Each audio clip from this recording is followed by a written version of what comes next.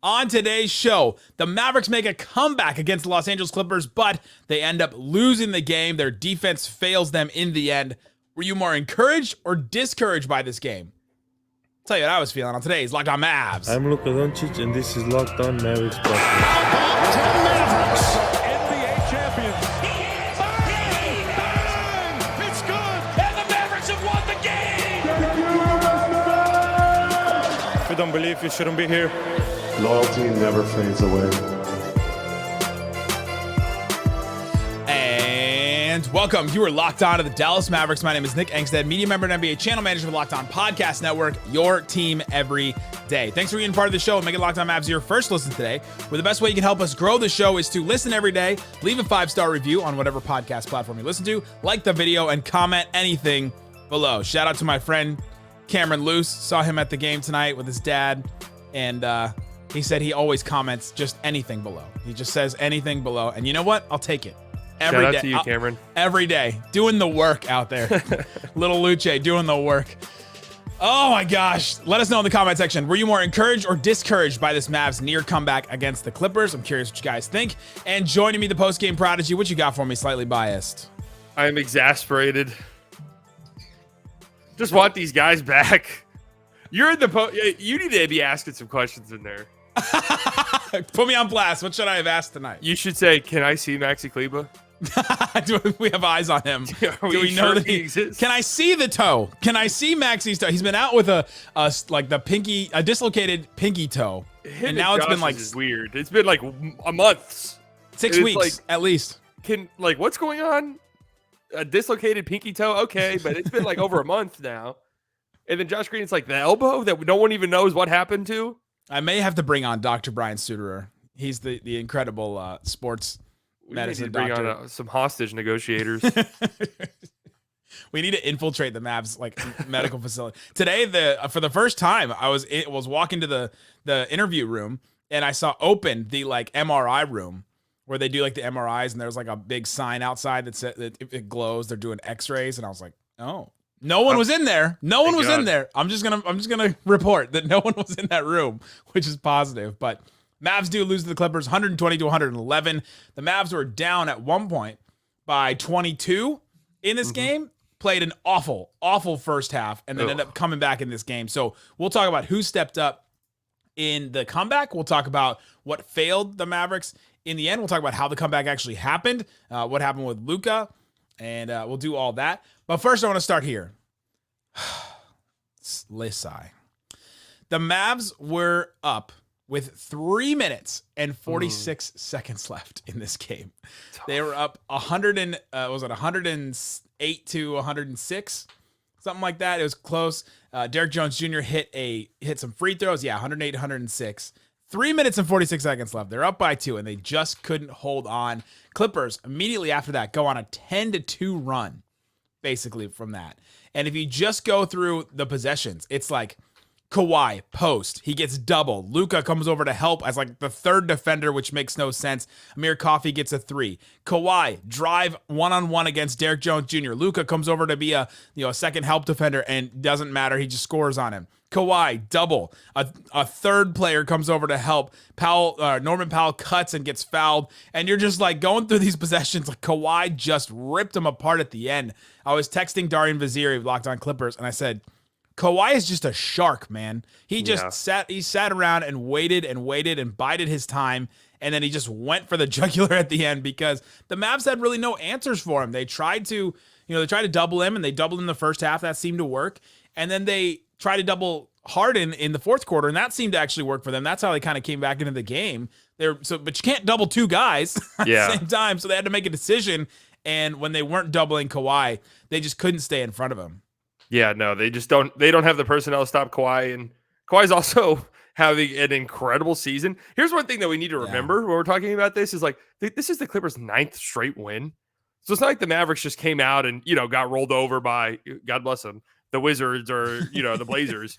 This is a great Clippers team, and Kawhi's been incredible. And he was just torching them, like you said. If they sent doubles, sometimes I don't understand. The Mavericks do this sometimes, where it's a very soft double, where they're sending a guy over to the side of the floor, but he's just standing there. and letting a guy get to the baseline still. Like, how are you sending over a help defender to be like on the block pretty much, and you're still giving up baseline drives or jumpers? That makes no sense to me. Like, if you're going to double.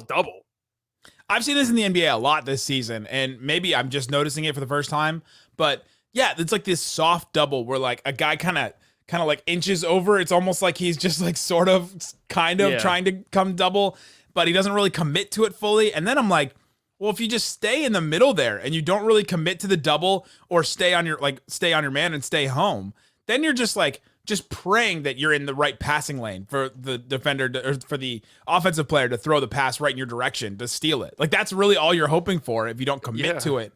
And I don't get it either.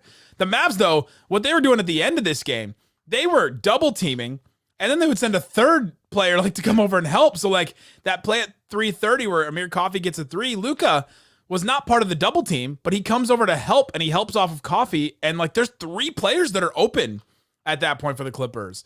And then again, about 2 minutes and 18 seconds, Kawhi gets doubled. And then a third player comes over and helps too. And you're like, what are we doing? It's the miscommunication. I asked Jaden Hardy after the game, what did you see that broke down defensively in the last 3 minutes? And he just said communication. And I gotta completely agree with him. There were moments in this game, not just even the last 3 minutes. There were moments in this game where you go, what was the play where Tim Hardaway and Grant, it was the first quarter, minute 50 left.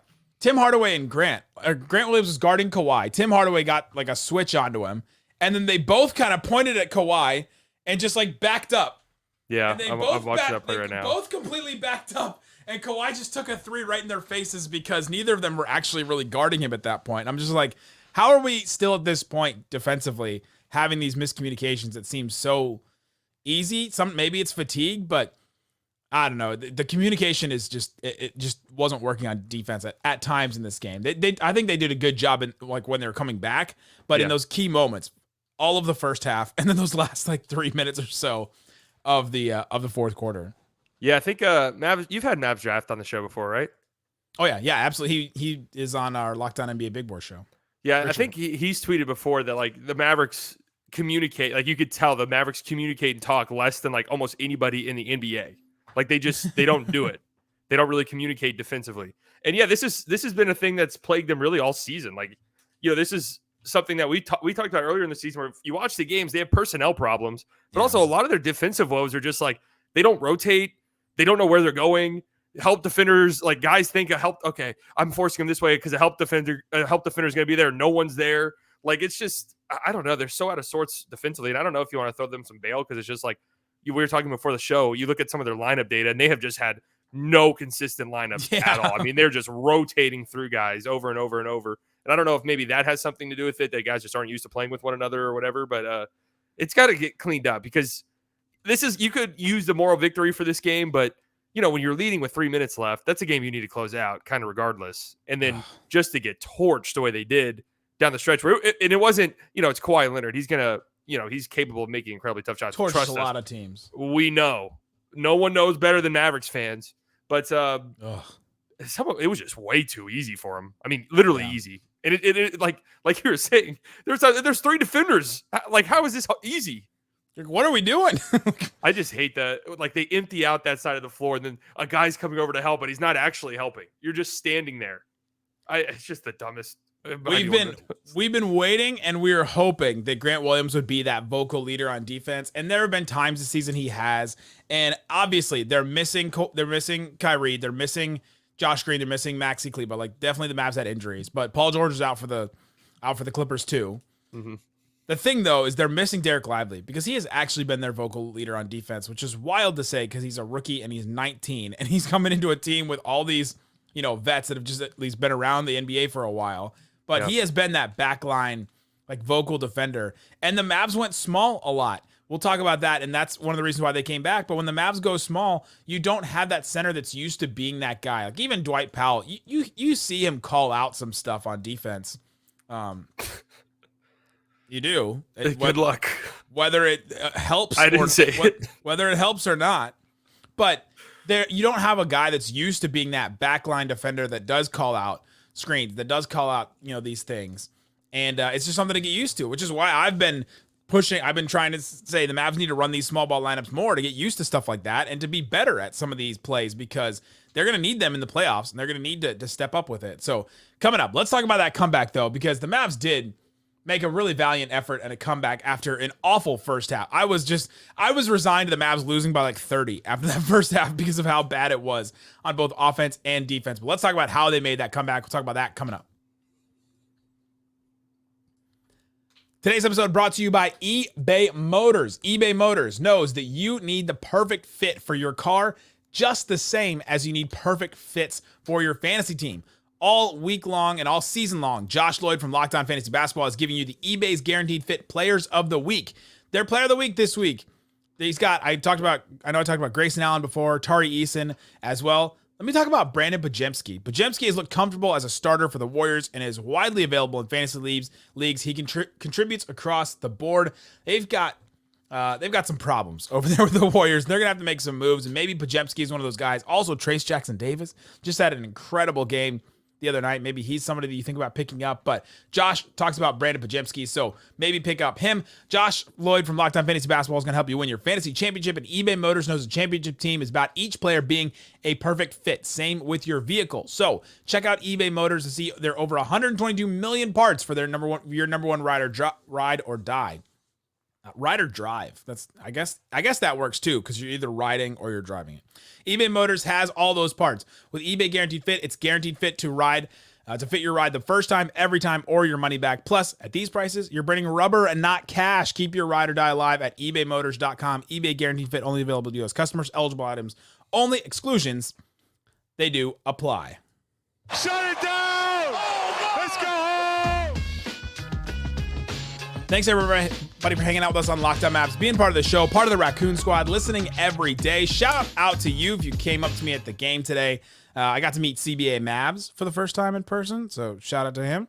Great account. And I got to meet a lot of great people today, so I'm happy. I always have stickers with me. I'm in section 123. Come see me. All right, Slightly. The Mavs lost this game. We talked about the last 3 minutes and how the defense just broke down for them. Kawhi took advantage. They couldn't double team both Kawhi and James Harden. But the Mavs did make a comeback. They were down by 22 in the first half. They were down by like 16 right before halftime. And then the Mavericks just came back and made a valiant effort. Tim hit 2 threes at the end of the first half. And then they cut it to, what did they cut it? It was like 11 at halftime. So you're like, okay, that's definitely in reach. That's definitely not a huge lead at that point. And then they cut it down even more. They were down within 1 in the third quarter at one point because the Mavericks were forcing some turnovers. What did you see in this comeback from the Mavericks when they eventually took the lead in the fourth quarter?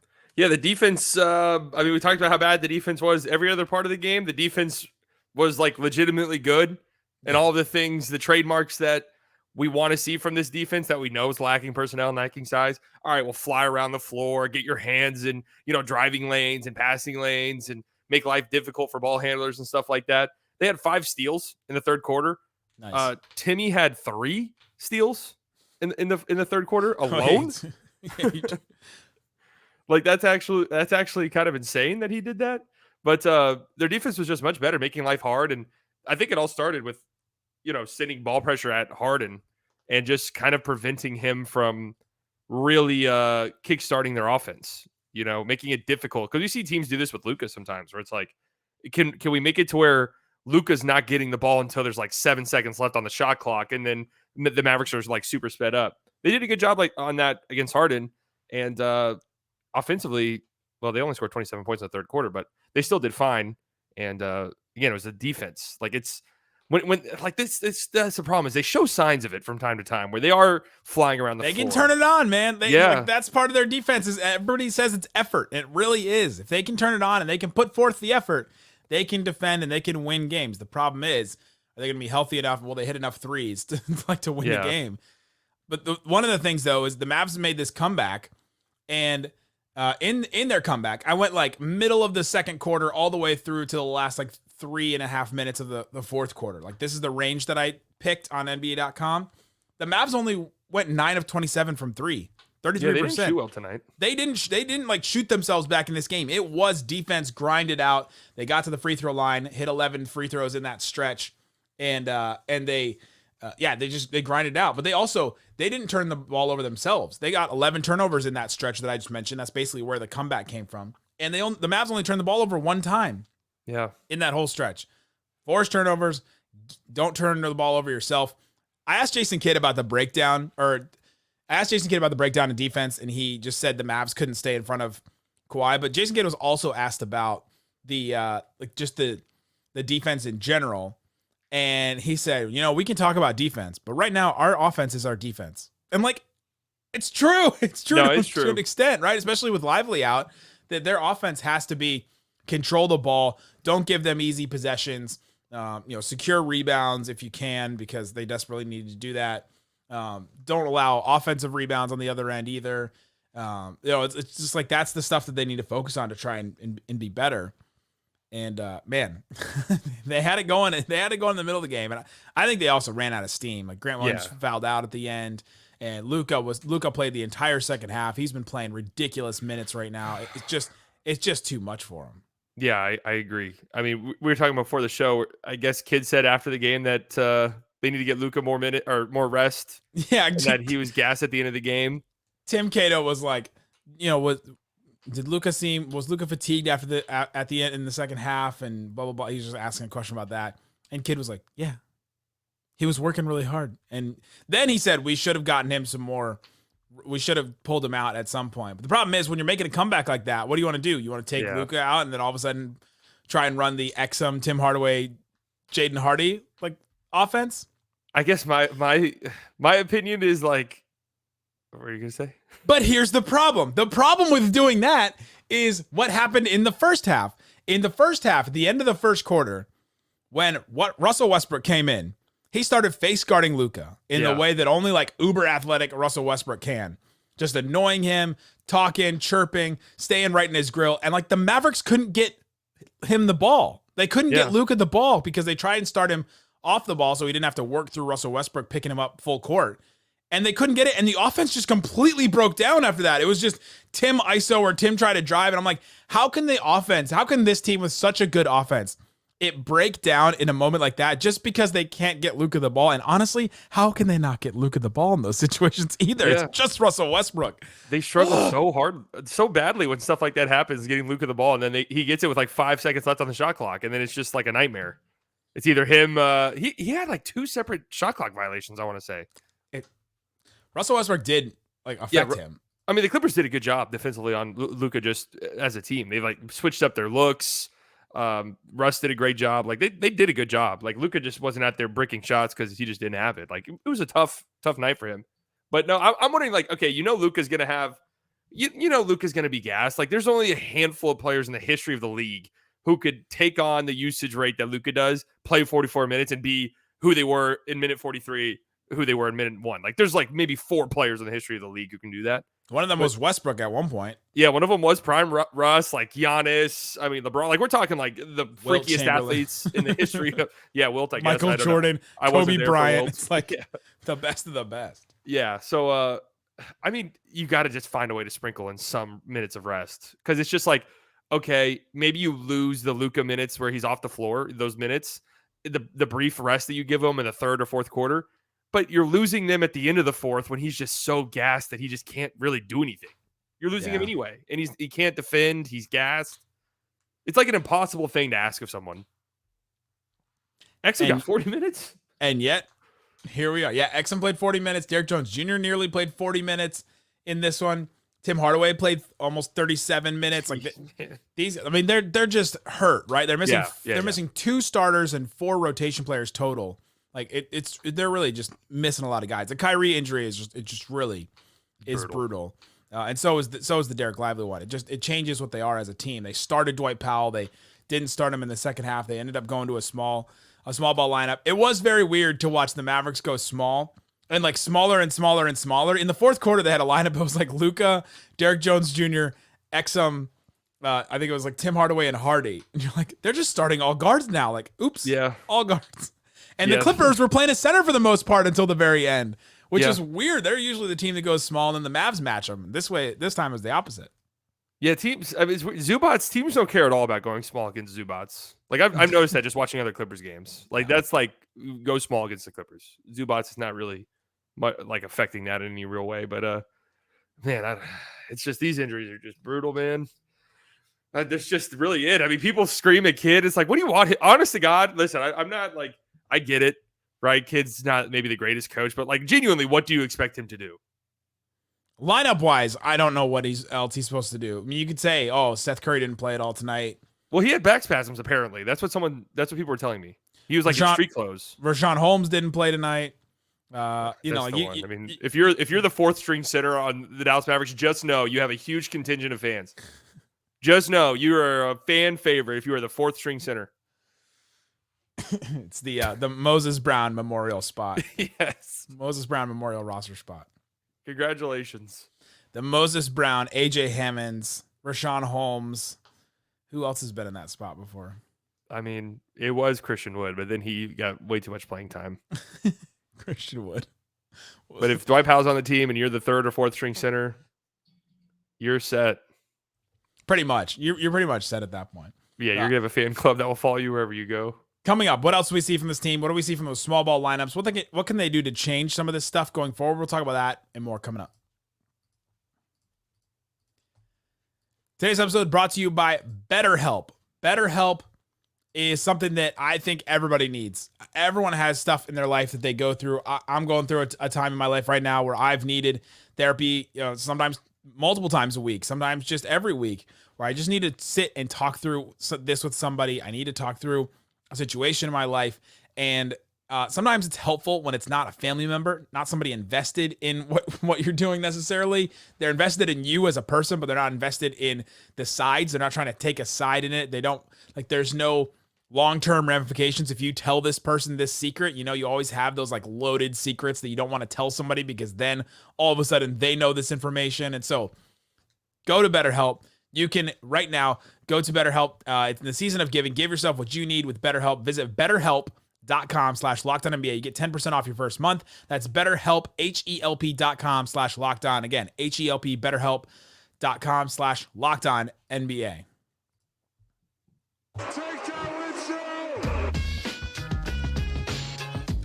All right, Slightly, let's talk about what else we saw in this game against the Clippers. The Mavs lose. I'll ask you this question. Is this you just pin this game on injuries, or do you think this is revealing some more flaws or just exposing more flaws that we already knew existed? I would say exposing flaws we already knew existed. Like, what do you I was asking this in my chat after the game. Like, what is the main takeaway from this game? And nobody could give me an answer that we didn't already know. Talk about. Yeah. Like, it's just, we need Kyrie back. Okay. We're so dependent on a rookie. That's bad. Okay. I've disagreed with that take the whole entire season because that just means Lively's really good. So there's like nothing wrong with that. We're very dependent on a 19-year-old center. Great. That means the 19-year-old center is really good. And he's 19. So you'd like to think, hey, if anyone will be healthy and able to play a lot of minutes, it would be a 19-year-old center. And ankle injuries are usually freak injuries. He did not have the boot on tonight. I will say that. Yeah, that was the best news of the night. I mean, these injury reports are just insane. Like, I don't understand. Do they not have to say things? No, they just have to put on the injury report if the player is out, questionable, doubtful, probable. Like, they have to put that kind of stuff, but they don't have to tell us. And it's like, excruciating as a fan. People have asked about this kind of stuff, and kid like who else are reporters going to ask? It's like the guys with sources. Like, you got to go to the to the guys with sources to like try and go behind the scenes with it, because Kid will only tell. I've asked Kid about injuries before in the past, and he's like, I'm just telling you guys what I've been told, and he's just like, he just pawns it off on the medical staff. I don't always tell you guys the truth. And I have to apologize that you felt that he should have played more because he was injured, right? Like, I mean, it's just like we're hanging on to anything, and the only things that we get are usually just like, well, Derek Lively's not in a boot anymore. It's like, that could mean a million things. Today, Kid said before the game that there was no timetable for Lively's return, which to me may say that they're just going to hold him till Christmas. Christmas is in 5 days. They got 2 games between them. Get to shopping. We got 2 games between here and then though. So Hey, if you need to go to North Park, you better go. You better go this Thursday. I know. I think That's your last chance. I think I'm going today on Thursday. I think this is when I'm going. I was supposed to try go during today, the but day. I'm going Friday, unfortunately, and I'm not looking forward to it. Yeah. If you see me, come say hello. When you're at North Park, are you just gonna hang out at North Park? Or are you gonna be at Don't come Auntie say hello. Anne's? Don't come say hello. Oh, I will be at Auntie Anne's. I go to Auntie Anne's. I say it Auntie Anne's. What?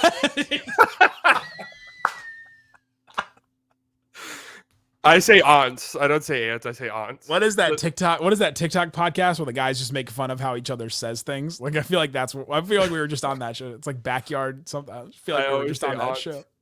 Auntie Ons. And I always say caramel. And I get made fun of for both. I get caramel because there is an A in there. Yeah. I say caramel. But I love Auntie Ons. Anytime I'm at the mall, I go. Do you get an Auntie Ons with caramel on? Yeah, the little cinnamon ones. Every time. I'm glad Maybe if you I'm said really hungry, the cinnamon pepperoni one. The pepperoni one. The nuggets there are not good. Yeah, that's what I get. I don't see. It's just convenient. I don't want to walk around with a full pretzel. I just feel like I'm chewing on, I don't know, like a greasy foam. Well, it's like it's not that good, but it's just part of the thing. It's like I used to get Coke Slurpee too. I don't drink those anymore because they just make me feel like horrific. But I never loved them. But it was just like part of the experience. I think one of the takeaways in this game, if we want to go all the way back to this game, the Mavs can depend on Dante Exum and Derrick Jones Jr. Yeah, like they've come up big in these big games, or not in these big games, but they've come up big in these games where they needed to because the Mavs have been injured.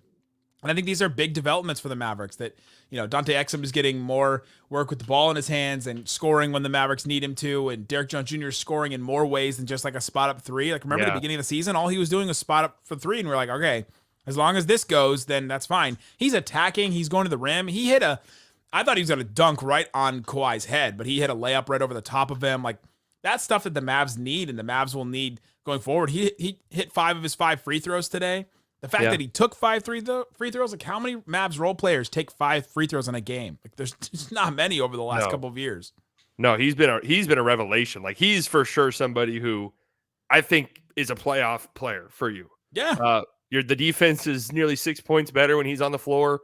And Exum has the best on-off splits on the entire team. Like the team is just much better when he's on the court. 18.7, like that is a huge on-off split. Massive. What do you take from Hardy's game in this one? He goes 5 of 13 from the field overall, so that's 38%. You don't feel good about that. But he went 5 of 9 from 3, so he just missed a couple of 2-pointers. But he had 15 points off the bench. When Grant Williams fouled out, Kid ended up closing with him. Hardy was in those groups that were playing this small ball. What did you take from Hardy's game? Yeah, Hardy was good. For him, it's pretty much just if he knocks down threes. He's not like really been given the green light to do the isolation stuff and, the creation stuff that much. So if he's knocking down threes, his minutes are usually pretty good. If he's not knocking down threes, his minutes are usually it's really just that simple for him, I feel like. Yeah, Hardy is an evolutionist right now and not a creationist. He can't create himself, but he's got to evolve his game going forward, and he's got to continue to add stuff to his game. He's not able to have that green light. Right? Well, when you're a second-year player, a second-round rookie, or second-year guy. I don't even know how I just worded that so terribly. But you guys second-round, second-year guy. That is what he is. You're right about that. You guys know exactly what I'm saying. Auntie Ons, exactly. You guys get it in the end. But you got to find your way onto the court. And right now for Hardy, it's just pretty much like, hey, if you're out there, because he's usually like on the floor with like Exum or Curry, and they're like asked to do have the ball in your hands and do things. It just if you're knocking down threes, you'll play. If you're not, you're probably not going to get out there. That's just the harsh reality. That's the role that he played last year when he played well at the end of the season. Like he was the only one that was fearless enough to hit threes next to Luka and Kyrie, and they threw him out there. We can't end the show without talking about the possession where was it the end of the was it the end of the where was it? End of the second quarter. End of the second quarter. Tim Hardaway Jr. took 4 shots in one possession, basically, and finally hit the 3 at the end. It was the quintessential Tim Hardaway Jr. possession, where it's just he took 3 threes and 1 2-point jumper in the course of like 5 seconds. It was so funny because I don't know if anyone out there plays like 2K. That's like a common thing if you're playing with friends and you just have a guy who's just breaking threes, but you just offensive rebound and keep kicking it out. Just give him 7 shots in one possession. I mean, that was so funny. But the funny thing is you knew the last one was going in. Like it just the thing is though, you didn't know if it was the last one because I was like, this possession will never end. They'll keep for some reason they'll like push their offensive they'll stack and pad their offensive rebound numbers for the rest of time in this possession. The third three was just woefully short. Short. He got the next one, and you could just tell the moment it left his hand, he's like, all right, let's calculate in my brain how I need to launch this. The moment it left his hand, I was like, oh, that's going in for sure. And then he hit the three in the half. I mean, that was actually a massive 6-point swing. It was. We talked about that earlier. Instead of, what would they have been down 17 at half, where it's like, God, do we even play Luka in the second half? Right. Like those thoughts are like processing in your brain. And it wasn't just that it was like a 17-point game, because 17 you can come back from the NBA now. It was the fact that the Mavs offense was like a 99 offensive rating, which would have been 6 points. The way the first half was going for the Mavs was like a huge monumental number. Massive. They were trending to have the worst offensive game they've had this season at that point. So it was just that bad. And then Tim hit those 2 threes, and that's how some of those numbers can just change right away on you. Yeah. But yeah, just a wild play. It was a hilarious possession at that point in this one. Oh man, the Mavs just miss Derek Lively and Kyrie, and they just need any help right now. I feel like even if Maxey or Josh Green came back, I'd be like, that's fine. No, it's going to be the same team. They just need people who can play minutes in the NBA. Like they need more. That way some of the guys you have playing, 40 minutes can go back to playing 30. That's a good point too. Like it's even if Maxey's coming back and playing 15 minutes, like that's just taking minutes away from somebody and giving somebody more rest or, a lesser role than what they probably need right now. Let us know in the comment section, were you more encouraged or discouraged by the Mavs comeback against the Clippers? I was encouraged by the comeback, especially with this group of guys. Just encouraged by some of these role players. I thought Grant Williams had a pretty decent game too. He got cooked on defense at the very end by Kawhi, but I thought overall he had a good game in this one. He had 9 rebounds, 5 offensive. I feel like 3 of them were in that Tim Hardaway Jr. possession. Yeah, they might have been. But he had 4 assists too in this one, even though he fouled out. But there you go. Guys, thanks so much for listening to Locked On Mavs. We'll be back. I'll be back tomorrow with Dana Larson. She'll be on the show. Slightly and I will be back on Friday for the Rockets game, Saturday for the Spurs game, and then we will definitely have a show Sunday night, late. Take your naps on Christmas Day after the Mavs-Suns game. That's 9:30 Texas time. Last game of the night. So there you go. Start until 10. Locked On Mavs isn't going anywhere throughout this Christmas break. Guys, thanks so much for listening to Locked On Mavs. Come on, Isaac. Peace out. Boom.